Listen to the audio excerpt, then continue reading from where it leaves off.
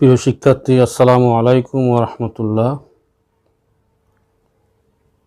আশা করি তোমরা সবাই আল্লাহর রহমতে ভালো আছো।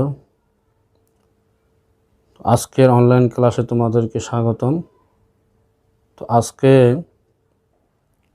আমি তোমাদের সামনে দশম শ্রেণীর আল আকাঈদ ওয়াল ফিকহ যে বইটি রয়েছে সে বইয়ের আলোচনা নিয়ে এসেছি। তোমরা জানো এই আল আকাঈদ ওয়াল ফিকহ এই বিষয়টিতে তোমাদের 40 নাম্বার আসে এক কথায় উত্তর, আর 60 নাম্বার আসে 6টি প্রশ্ন, একটি প্রশ্ন নাম্বার 10 করে। তো সেখানে 6টি অংশ রয়েছে, 5টি অংশ রয়েছে মূলত। একটি হচ্ছে আল আকাঈদ থেকে, আরেকটি আল ফিকহ থেকে প্রশ্ন আসে, এরপরে উসুলুল ফিকহ, এরপরে আখলাক, সর্বশেষ হচ্ছে তারিখু ইলমিল ফিকহি ওয়া উসুলিল ফিকহি। এই 5টি অংশের মধ্যে 6টি প্রশ্ন আসে। তো প্রথম যে অংশটি রয়েছে সেটা হচ্ছে আল আকাঈদ, এখান থেকে প্রশ্ন আসে। তো আমি গতবার যে প্রশ্নগুলো এসেছে আমি সেগুলো দেখেছি। আমি তোমাদের জন্য যে প্রশ্নগুলো বেশি গুরুত্বপূর্ণ সেই প্রশ্নের অধ্যায়গুলো নিয়ে আমি তোমাদের সামনে আলোচনা করব। যেহেতু তোমরা দশমে যারা রয়েছো, তোমরা দাখিল পরীক্ষার্থী, তোমাদের পরীক্ষা অতি সন্নিকটে, এই জন্যই তোমাদের জন্য আমি বেছে বেছে তোমাদের গুরুত্বপূর্ণ অধ্যায়গুলো নিয়ে আলোচনা করব এবং সেগুলো পরীক্ষা প্রশ্ন দেব। ইনশাল্লাহ তোমরা শিখবে, তোমাদের কাজে আসবে। আসো, আজকে আমি যে বিষয়টা নিয়ে এসেছি সেটা হচ্ছে, তোমরা বই দেখতে পাচ্ছ, এখানে বই রয়েছে আল বাবুস সালিসু। এটা আল আকাঈদ অধ্যায়ের আল বাবুস সালিসু, তৃতীয় অধ্যায়। আল বাবুস সালিসু, তৃতীয় অধ্যায়। দেখতে পাচ্ছ আল বাবু শব্দটি মৌসুফ আর সালিসু হচ্ছে সিফত, কিন্তু আমি বাংলা অর্থ করার সময় পিছন দিকে করছি। তোমরা দেখতে পাচ্ছ আমি বলেছি আর সালিসু তৃতীয়, এরপর আল বাবু অধ্যায়, মানে তৃতীয় অধ্যায়। তাহলে মৌসুফ সিফত বাংলা অর্থ করার সময় আগে সিফতের অর্থ করতে হবে, এরপরে মৌসুফের অর্থ করতে হবে বাংলায়। তৃতীয় অধ্যায়। এরপর হচ্ছে আল ঈমানু বির রুসুলি। এখানে আল ঈমানু শব্দটি বাবে ইফআল থেকে ইসমে মাসদার, মানে বিশ্বাস স্থাপন করা। বীর রুসুলি, বীর রুসুল শব্দটি তোমরা দেখতে পাচ্ছ এখানে, মানে এটা হচ্ছে রুসুলুন, রুসুলুন। তো রুসুলুন এটা বহু বচন, এটা এক বচন হচ্ছে রসুলুন। রসুলুন বহু বচন, তার এক বচন হচ্ছে রসুলুন। এই রসুলুন এটা হচ্ছে জমা, আর মুফরদ হচ্ছে রসুলুন।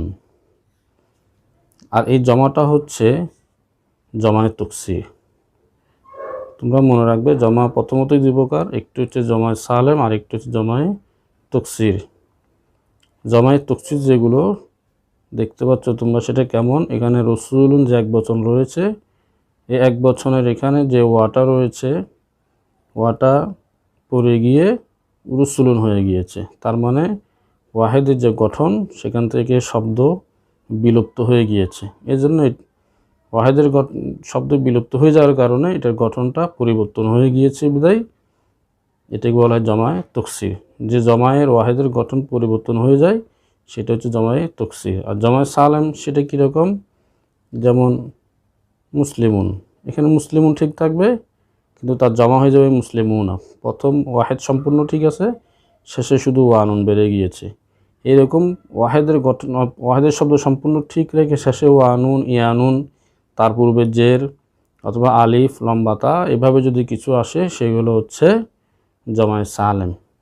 আর যদি এরকম না হয়, ওয়াহেদের গঠন শব্দ পড়ে যায় বা শব্দ ভিতরে প্রবেশ করে, সেরকম কিছু হলে সেটা হচ্ছে জমায়ে তকসির। যা হোক, আসো আমরা তাহলে আল ঈমানু বির রসুলি, রসুলদের প্রতি বিশ্বাস স্থাপন করা, এই বাব হচ্ছে রসুলদের প্রতি বিশ্বাস স্থাপন করা সম্পর্কে আলোচনা। আদ-দারসুল আউয়ালু, আবার মৌসুফ সিফত এসেছে, আমি অর্থ করছি প্রথম পাঠ। আদ-দারসুল আউয়ালু, প্রথম পাঠ। আল আকিদাতু বিখতমিন নবুয়তি, তোমরা আবার খেয়াল করবে, আল আকিদাতু বিখতমিন নবুয়তি ওয়া হায়াতিন নবিয়্যি সাল্লাল্লাহু আলাইহি ওয়াসাল্লামা বা'দা ওয়াফাতিহি। আল আকিদাতু, আল আকিদাতু শব্দটি এক বচন, তার বহু বচন হচ্ছে আকাইদু। তাহলে আল আকিদাতু অর্থ বিশ্বাস স্থাপন করা, কিসের প্রতি? বি, এটা বা, এটা হরফে জার, খতমিন নবুয়তি, খতমিন নবুয়তি। এখানে বা হরফে জারের কারণে খতমি শব্দটা নিচে জের হয়েছে, আর নবুয়তি শব্দ নিচে জের হয়েছে, কারণ এটা মুজাফ ইলাই। তাহলে খতমি হচ্ছে মুজাফ, আর নবুয়তি হচ্ছে মুজাফ ইলাই। তাহলে খতমিন নবুয়তি, এটা সম্পর্ক দিক দিয়ে হচ্ছে মুরাক্কাবে এজাফি, এজাফতের কারণে এটা হচ্ছে মুরাক্কাবে এজাফি, মানে খতমিন নবুয়তি, নবুয়তের শেষ, নবুয়তের শেষ। আমরা এবার বাংলা বলার চেয়ে কিছু কিছু শব্দ রয়েছে যেগুলো আরবিতে বললেই সুন্দর, খতমিন নবুয়তি বললেই এটাকে সুন্দর দেখা যায়, অর্থাৎ খতম নবুয়তের প্রতি বিশ্বাস স্থাপন করা। খতম নবুয়ত কি? খতম নবুয়ত মানে হচ্ছে আল্লাহ পাক রব্বুল আলামিন পৃথিবীর জমিনে 1,24,000 বা 2,24,000 যে সমস্ত নবী রসুল পৃথিবীতে পাঠিয়েছেন, অগণিত নবী রসুল পাঠিয়েছেন, এই নবী রসুলদের মধ্যে সর্বশেষ নবী হচ্ছেন আমাদের নবী, যাহার মাধ্যমে নবুয়তের দরজা বন্ধ করে দেওয়া হয়েছে। অর্থাৎ আমাদের রসুলের পরে আর কোনো নবী পৃথিবীতে আগমন করবে না, এটাকে বলা হয় খতম নবুয়ত। এই খতম নবুয়তের প্রতি বিশ্বাস স্থাপন করা, এটি একটি বিষয় নিয়ে আলোচনা হবে এই প্রথম পাঠের মধ্যে। আরেকটি হচ্ছে ওয়া হায়াতিন নবিয়্যি সাল্লাল্লাহু আলাইহি ওয়াসাল্লামা, ওয়া হায়াতিন নবিয়্যি, হায়াতি এখানে জের পড়েছি কারণ এটা খতমির উপরে আতফ হয়েছে। খতমিন নবুয়তি মাআতুফ আলাই হলে হায়াতিন নবিয়্যি হবে মাআতুফ। তাহলে এখানে হায়াতি এটা মুজাফ, আর নবিয়্যি মুজাফ ইলাই। তা হায়াতিন নবিয়্যি, নবী করিম সাল্লাল্লাহু আলাইহি ওয়াসাল্লামের জীবন, বা'দা ওয়াফাতিহি, বা'দা পরে, ওয়াফাতিহি তার ওফাতের পরে, তার এন্তেকালের পরে। ওফাতিহি হি জমিরে মর্যা হচ্ছে আর নবিয়্যি সাল্লাল্লাহু আলাইহি ওয়াসাল্লাম, অর্থাৎ ওফাতিন নবিয়্যি সাল্লাল্লাহু আলাইহি ওয়াসাল্লাম, নবী করিম সাল্লাল্লাহু আলাইহি ওয়াসাল্লামের এন্তেকালের পরে, মানে নবী করিম সাল্লাল্লাহু আলাইহি ওয়াসাল্লামের এন্তেকালের পরবর্তী জীবনের প্রতি বিশ্বাস স্থাপন করা। এখানে বা'দা শব্দ দেখতে পাচ্ছ, এটা একটা জরফ, আসমায়ে জুরুফ। এটা এমন একটা আসমায়ে জুরুফ যেটা দুইভাবে ব্যবহার হয়, জরফে জমানের জন্য ব্যবহার হয়, জরফে মকানের জন্য ব্যবহার হয়। এখানে শেষে জরফে মকানের জন্য, জরফে জমান হিসেবে এখানে ব্যবহার হয়েছে। তো বা'দার পরে যখন মুজাফিলে উল্লেখ থাকবে তখন বা'দা শব্দটা হরকত করতে হবে জবর মফুলে ফিহি হিসাবে, বা'দা ওয়াফাতিহি। তাহলে আমরা এখানে কি পেলাম? খতমে নবুয়ত এবং নবী করিম সাল্লাল্লাহু আলাইহি ওয়াসাল্লামের ওফাতের পরবর্তী জীবন সম্পর্কে বিশ্বাস স্থাপন করা।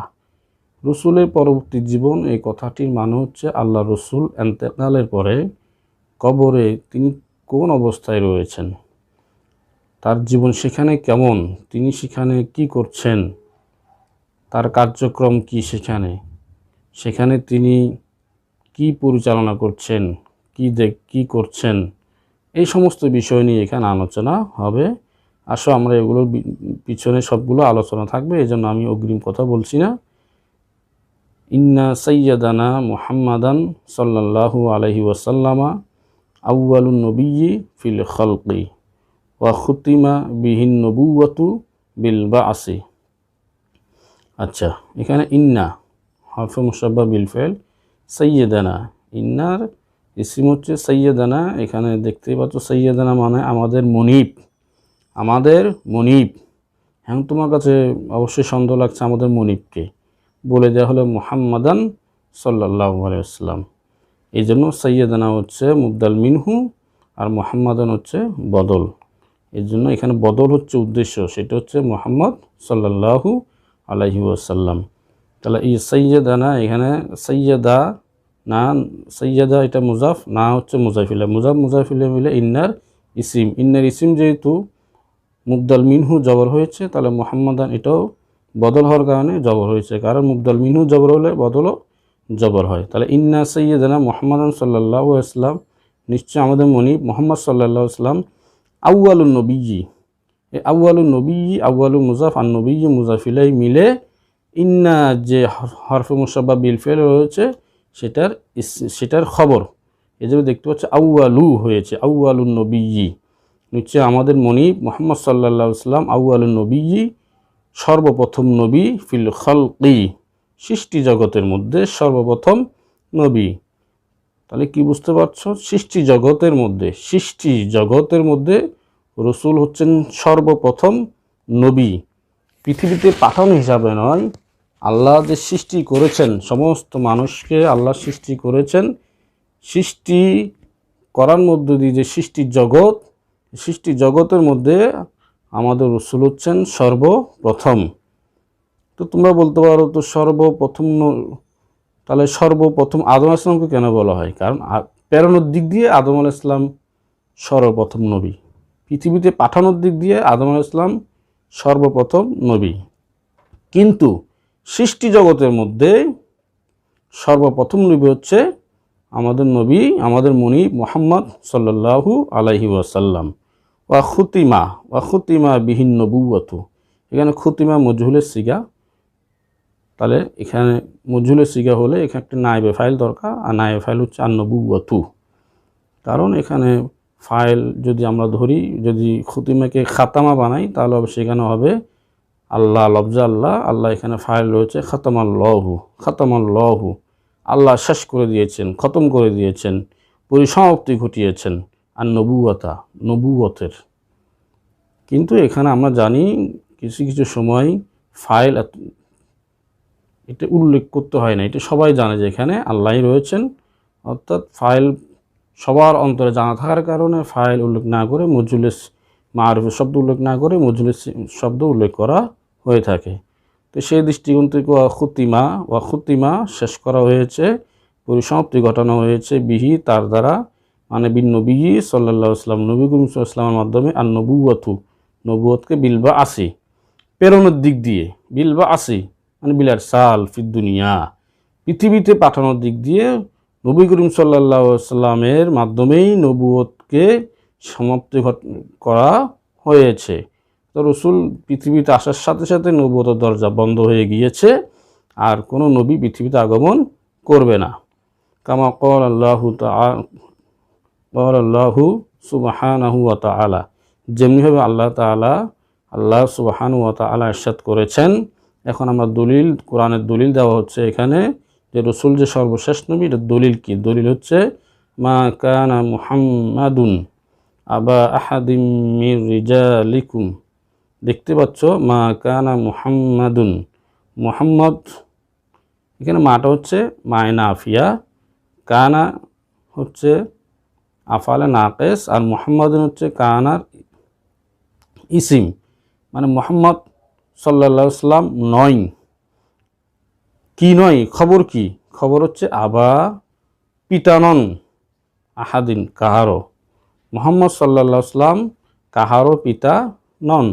এখানে কানার ইসিম হচ্ছে মুহাম্মদ, আর খবর হচ্ছে আবা, দেখতে পাচ্ছ খবর যেটা আবা, সেটা যেহেতু কানা তার খবরকে জবর দেয়, তো জবর দিলে এখানে তো জবর না হয়ে কি হচ্ছে আলিফ, কারণ আসমায়ে সিত্তা মুকাব্বারা যে 6টি রয়েছে, আবুন, আখুন, হামুন, ফামুন, জু, এগুলোতে হরকত হয় আরাবিল হরুফ দিয়ে, অর্থাৎ আলিফ, ওয়াও, ইয়া দিয়ে। সেই দৃষ্টিকোণ থেকে এখানে দেখতে পাচ্ছ আলিফ দিয়ে হয়েছে, জবরের সময় এগুলো আলিফ দিয়ে আরাব গ্রহণ করে, এই জন্য আবা জবরের হালতে এখানে কি হয়েছে? আলিফ হয়েছে। তাহলে আহাদিনের সাথে আবার সম্পর্ক হচ্ছে মুজাফ ইলাইহি, তো মুহাম্মদ নয় আবা আহাদিন কাহারও পিতা, মির রিজালিকুম তোমাদের পুরুষগণের মধ্য থেকে মুহাম্মদ সাল্লাল্লাহু আলাইহি ওয়াসাল্লাম কাহারও পিতা নন, ওয়ালাকিন তবে রসুল আল্লাহ তিনি হচ্ছেন আল্লাহর রসুল, ওয়া খাতামান নবিয়্যিন এবং নবীদের সর্বশেষ, অর্থাৎ তিনি হচ্ছেন সর্বশেষ নবী। তাহলে এই আয়াতের আসলে মূল উদ্দেশ্য হচ্ছে এই অংশটুকু, খাতামান নবিয়্যিন, কোরআনের যে রসুল যে সর্বশেষ নবী তার দলিল হচ্ছে এই অংশটুকু, যে রসুল হচ্ছেন খাতামান নবিয়্যিন, সর্বশেষ নবী, সর্বশেষ নবী। এখানে আরেকটি তোমাদের তরকিব আমি ধরিয়ে দিচ্ছি, রসুলা এখানে জবর হয়েছে কারণ রসুল আল্লাহ তারপর খাতামান নবিয়্যিন, এই দুটি জিনিসে মাআতুফ হয়েছে প্রত্যেকে আবা শব্দ থেকে। আবা হচ্ছে আবা আহাদিন, এটা হচ্ছে মাআতুফ আলাই, আর রসুল আল্লাহ এটা একটি মাআতুফ, খাতামান নবিয়্যিন আরেকটি মাআতুফ। এই দৃষ্টিকোণ থেকে আবা নসব হওয়ার কারণে এখানে রসুলা নসব হয়েছে, খাতামা নসব হয়েছে। তাহলে আমরা এই আয়াত দ্বারা আমরা বুঝতে পারলাম এখানে রসুল যে সর্বশেষ নবী তার দলিল হচ্ছে খাতামান নবিয়্যিন, তিনি হচ্ছেন সর্বশেষ নবী। সূরা আহজাব 40 নম্বর আয়াতে রয়েছে। এরপর ওয়া ইন্নাহু সাল্লাল্লাহু আলাইহি ওয়া আলিহি ওয়াসাল্লামা, নবী করিম সাল্লাল্লাহু আলাইহি ওয়াসাল্লামা ক্বালা, ইরশাদ করেছেন, তিনি কি ইরশাদ করেছেন, সায়াকুনু ফি উম্মতি কাযযাবুনা সালাসুনা কুল্লুহুম ইয়াজআমু আন্নাহু নবিয়্যুন ওয়া আনা খাতামুন নবিয়্যিন লা নবিয়্যা বা'দি।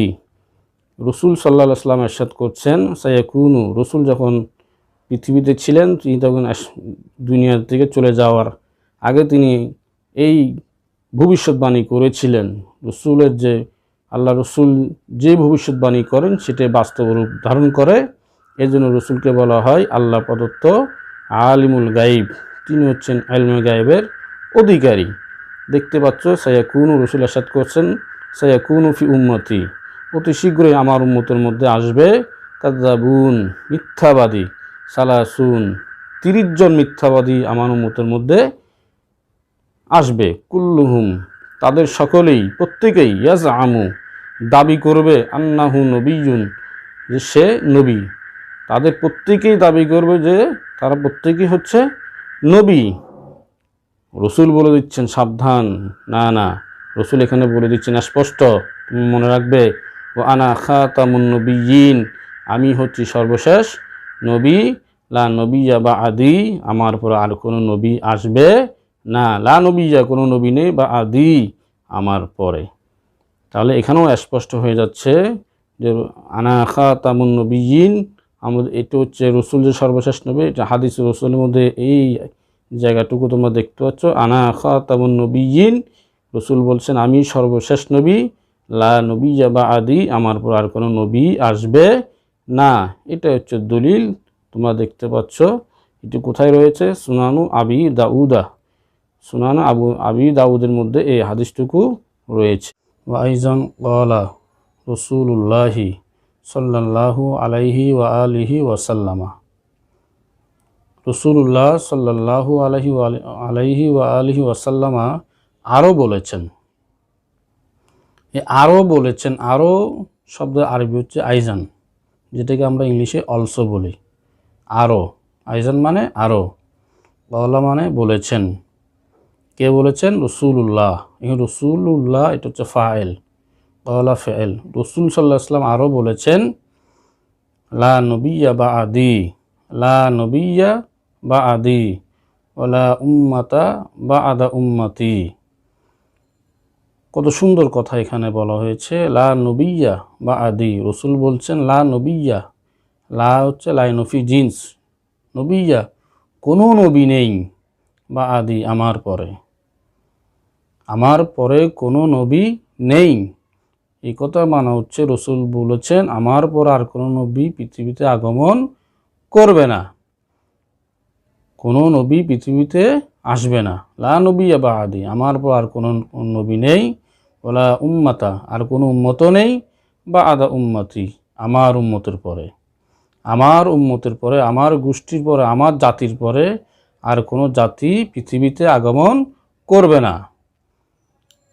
এই হাদিসটি কোথায় রয়েছে? দালাইলুন নবুওয়াতি লিল বাইহাকি, ইমাম বাইহাকি রহমতুল্লাহ আলাইহি কর্তৃক রচিত দালাইলুন নবুওয়াত নামক কিতাবে এই এত সুন্দর একটি হাদিস শরীফ ওই কিতাবের মধ্যে রয়েছে।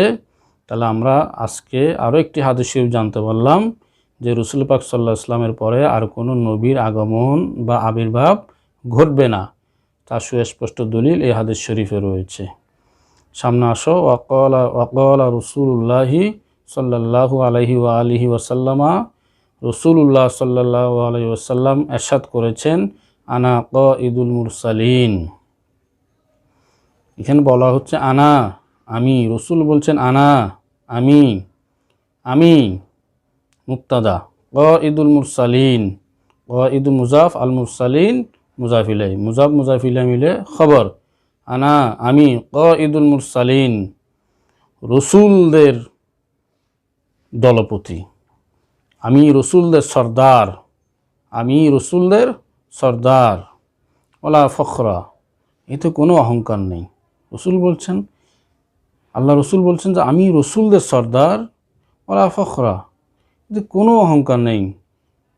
ইন্দি, মনে করো এটা মাহাজুব মেনে নাও যে ইন্দি, রসুল বলছেন এই কথা বলার মাঝে ওলা ফখরা ইন্দি, আমার কাছে কোনো অহংকার নেই, এতে আমি অহংকার করি না। কত বড় কথা! রসুল, সমস্ত রসুলদের যিনি কাঈদ, উনি বলছেন এতে কোনো অহংকার, এতে আমার ভিতরে কোনো অহংকার নেই এই কথা বলার মাঝে। ওয়ানা খাতামুন নবিয়্যিন, আবার ওয়ানা খাতামুন নবিয়্যিন, রসুল বলছেন আমি হচ্ছি সর্বশেষ নবী। স্পষ্ট দলিল দেখো তোমরা, আনা, আমি, খাতামুন নবিয়্যিন, সর্বশেষ নবী, আমি হলাম সর্বশেষ নবী। ওয়ালা ফখরা, এতেও কোনো অহংকার নেই আমার কাছে। ওয়ানা আউয়ালু শাফিঈন, এবং আমি প্রথম সুপারিশকারী। ওয়া মুশাফফাঈন, যার সুপারিশকে কবুল করা হবে। আমি প্রথম সুপারিশকারী, যে সুপারিশকে কবুল করা হবে। হাসরের ময়দানে রাসূলুল্লাহ সাল্লাল্লাহু আলাইহি ওয়াসাল্লামই হবে একমাত্র প্রথম সুপারিশকারী। ওয়া মুশাফফাঈন মানে ওয়া ইউশফাউ, যার সুপারিশকে গ্রহণ করা হবে। ওয়ালা ফখরা, রাসূল বলছেন এতো আমার কোনো অহংকার নেই। কত বড় মর্যাদা আল্লাহ রসুলের কাছে তোমরা দেখতে পাচ্ছ। উনি মুরসালিনদের কাঈদ, উনি খাতামুন নবিয়্যিন, উনি হচ্ছেন এমন একজন শাফি', যা সুপারিশকে ইউশফাউ, কবুল করা হবে। এরপরও আল্লাহ রসুল বলছেন এতে আমি কোনো অহংকার করি না। কত বড় মর্যাদা পাওয়ার পরও আল্লাহ রসুলের মাঝে কিঞ্চিত পরিমাণ অহংকার নেই। এটাই হচ্ছে উম্মত মুহাম্মাদের জন্য শিক্ষা। আসো আমরা খাসাইসুল কুবরা আদ-দারিমি, এই দুটি কিতাবের মধ্যে রাসূল পাক সাল্লাল্লাহু আলাইহি ওয়াসাল্লামের উপরোক্ত হাদিসটি বর্ণিত রয়েছে। সামনে আসো। ফামান, অতঃপর যে, মান যে, আঙ্কারা, এটা বাবি ইফআল থেকে, আঙ্কারা আক্রমা, বাবি ইফআল থেকে, আল ইনকার মাসদার, আঙ্কারা থেকে আল ইনকার মাসদার। মান যে আঙ্কারা, অস্বীকার করবে, যে অস্বীকার করবে, খাতামিয়াতান নবিয়্যি সাল্লাল্লাহু আলাইহি ওয়া আলিহি ওয়াসাল্লামা, কি অস্বীকার করবে? খাতামিয়াতা, শেষ হওয়াকে, আর নবী সাল্লাল্লাহু আলাইহি ওয়াসাল্লাম, নবী করিম সাল্লাল্লাহু আলাইহি ওয়াসাল্লামের শেষ হওয়াকে, মানে নবী করিম সাল্লাল্লাহু আলাইহি ওয়াসাল্লামের খতম নবুয়তকে, যে রাসূল পাক সাল্লাল্লাহু আলাইহি ওয়াসাল্লামের দ্বারা যে নবুয়তের খতম হয়েছে, সেটাকে যে বা যারা রসুল যে খাতামুন নবিয়্যিন, এটাকে যে অস্বীকার করবে, ফাকাদ কাফারা, সে কাফের হয়ে যাবে। মানে ফাকাদ কাফারা ফাহুয়া কাফিরুন, সে কাফের, সে কাফের হয়ে যাবে। এই কথার দলিল আমরা সামনে দেখতে পাবো। ক্বালা ইবনু কাসির, ক্বালা ইবনু কাসির, ক্বালা বলেছেন ইবনু, এখানে ইবনু কাসির রাহমাতুল্লাহ আলাইহি বলেছেন, একজন যুগশ্রেষ্ঠ মুফাসসির ইবনু কাসির রাহমাতুল্লাহ আলাইহি, উনি বলেছেন ক্বালা, এখানে আমি দেখো এবার পড়ার সময় কি বলেছি, ক্বালা ইবনু কাসিরিন, ক্বালা ইবনু কাসিরিন। এখানে ইবনু যে শব্দটা রয়েছে আলিফ, আমি আলিফটা কিন্তু আলাদা করে উচ্চারণ করিনি। আমি বলিনি যে ক্বালা ইবনু কাসিরিন, এভাবে বলিনি। আমি বলেছি ক্বালা ইবনু কাসিরিন, অর্থাৎ এখানে আমি আলিফটা উচ্চারণ করিনি, এই হামজাটা উচ্চারণ করিনি, কারণ এই হামজাটা হচ্ছে আরবি গ্রামার পরিভাষায় হামজাতুল ওয়াসল। এই হামজাটা হচ্ছে ক্বালা ইবনু কাসির, এই ইবনু এখানে হামজাটা হচ্ছে হামজাতুল ওয়াসল। হামজাতুল ওয়াসল মানে হচ্ছে যে হামজা বাক্যের শুরুতে আসলে উচ্চারিত হবে, কিন্তু বাক্যের মাঝখানে আসলে উচ্চারিত হবে না, সেটাকে বলে হামজাতুল ওয়াসল। তাহলে ইবনু এটা বাক্যের মাঝখানে আসার কারণে কলা বুনু হয়েছে, কলা ইবনু হয়নি। যদি কলাটা না থাকতো, যদি এভাবে পড়তাম, শুরুতে যদি এভাবে বাক্য থাকতো, তাহলে অবশ্যই আমরা পড়তাম ইবনু কাসিরিন। কিন্তু এখন কি পড়ছি, হামজাটা না পড়ে লাব্বুনু কাসিরিন। তোমরা খেয়াল রাখবে। তাহলে আমরা বুঝলাম হামজাতুল ওয়াসল বলা হয় যা বাক্যে শুরুতে আসলে উচ্চারিত হবে, মানে তুলফাজু ফি ইবতিদা ইল কালাম, বাক্যে শুরুতে আসলে উচ্চারিত হবে, কিন্তু তুসকাতু ফি আসনা ইল কালাম, বাক্যের আসনার আসলে, ওয়াসাতের মধ্যে আসলে, ওয়াসাতিল কালাম বাক্যের মাঝখানে আসলে কিন্তু সেটা তুসকাতু হামজাটা পড়ে যাবে, লা তুলফাজু মানে তা উচ্চারিত হবে না। তাহলে আমরা আজকে আরবি গ্রামার শিখলাম। হামজাতুল ওয়াসল কাকে বলে? হামজাতুল ওয়াসল বলা ওই হামজাকে যা বাক্যের শুরুতে আসলে উচ্চারিত হবে, কিন্তু বাক্যের মাঝখানে আসলে অনুচ্চারিত থাকবে, উচ্চারিত হবে না। ক্বালা ইবনু কাসির, ইবনে কাসির রহমতুল্লাহ আলাইহি বলেছেন, লিয়ালামু তারা যেন জেনে রাখে, আন্না কুল্লা মানিদ্দাআ হাযাল মাকামা বা'দাহু, আন্না নিশ্চয়, এখানে আন্না জবর হয়েছে, আন্না হরফ বিল ফেল, আমরা পড়ার সময় আন্না বললাম, কিন্তু এখানে দেখতে পাচ্ছ গত ক্লাস আমরা কি পড়েছিলাম, ইন্না পড়েছিলাম, অর্থাৎ এখানে জের পড়েছিলাম। মনে রাখবে এই আন্না ইন্নার মধ্যে গুরুত্বপূর্ণ একটি পার্থক্য হচ্ছে কখন ইন্না পড়ব কখন আন্না পড়ব। সবচেয়ে গুরুত্বপূর্ণ পার্থক্য হচ্ছে বাক্যের শুরুতে যখন আসবে তখন ইন্না পড়ব, আর বাক্যের মাঝখানে চলে আসলে আন্না পড়ব। এখানে ঠিক তদ্রুপ লিয়া আলামু আন্না, এখানে ইয়া আলামুর পরে আন্না, এটা বাক্যের মাঝখানে এসেছে, এই জন্য এটা আন্না পড়ছি। অথবা আল ইলমু মাজদারের পরে যদি আসে তাহলে সেটাও আন্না পড়তে হয়। তা আন্না নিশ্চয়, কুল্লা প্রত্যেকেই, মানিদ্দাআ যে যারা, প্রত্যেকে যারা, মানিদ্দাআ হাযাল মাকামা এই পোস্ট, মাকাম এই পথ, মানে এই খতমুন নবুয়ত,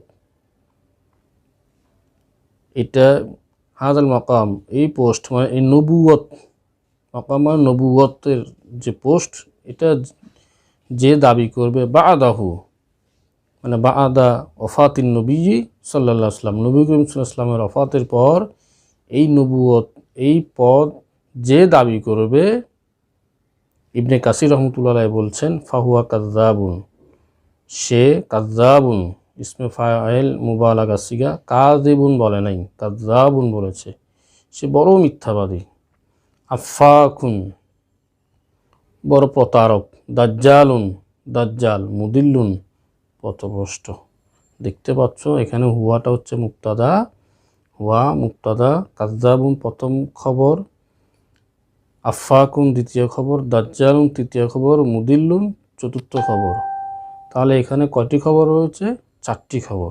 তাহলে আমরা এটাও শিখলাম আরবি গ্রামারে যে একটি মুক্তাদার অনেকগুলো খবর হতে পারে। যেমন এখানে কাযযাবুন খবরে আউয়াল, আফাকুন খবরে সানি, দাজ্জালুন খবরে সালেস, মুদিল্লুন খবরে রাবে। সে বড় মিথ্যাবাদী, প্রতারক, দাজ্জাল পথভ্রষ্ট। কদিন আকাদা ইজমাউল উম্মতি আলা হাযিহিল হাকীকাতি, এখানে কদ, আমি ইন আকাদা পড়িনি, বলেছি কদিন আকাদা, কারণ ওই আগের মতোই এখানে হামজাটা হচ্ছে হামজায়ে ওয়াসল, দেখতে পাচ্ছ, এই জন্য আমি পড়েছি কদিন আকাদা, কদিন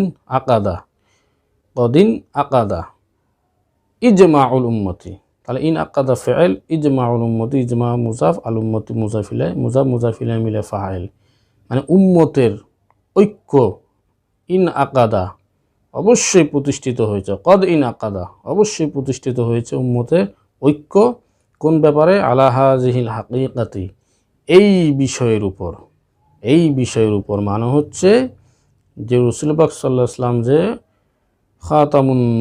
খাতামুন নবিয়্যিন, উনি যে সর্বশেষ নবী, এই ব্যাপারে উম্মতের আজমা প্রতিষ্ঠিত হয়েছে।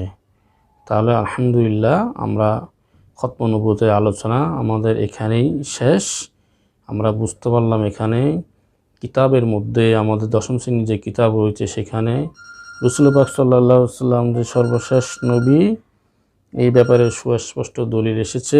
একটি কোরআনের আয়াত, 3টি রাসূল পাক সাল্লাল্লাহু আলাইহি ওয়াসাল্লাম হাদিসের মাধ্যমে আমরা শিখতে পেলাম। তোমরা এই কোরআন এবং হাদিস সবগুলো মুখস্থ করে ফেলবে। পাশাপাশি তোমাদের কাছে আরেকটু অনুরোধ থাকবে, তা হচ্ছে তোমরা একটি প্রশ্ন আমি তোমাদেরকে দিচ্ছি, সেই প্রশ্নটা তোমরা মুখস্থ করে রাখবে। প্রশ্নটা তোমরা লিখে নাও। প্রশ্নটা হচ্ছে, খতমে নবুয়ত কাকে বলে? খতমে নবুয়ত কাকে বলে? কোরআন হাদিসের আলোকে খতমে নবুয়ত প্রমাণ করো। কোরআন হাদিসের আলোকে খতমে নবুয়ত প্রমাণ করো। এই প্রশ্নটুকু তোমরা আগামী ক্লাসে লিখে আনবে, শিখে আসবে। আজকে এতটুকুই তোমাদের জন্য। আগামীতে আবার অনলাইন ক্লাসে তোমাদেরকে স্বাগতম জানিয়ে আজকের মতো এখানে শেষ করছি। আসসালামু আলাইকুম ওয়া রাহমাতুল্লাহি ওয়া বারাকাতুহু।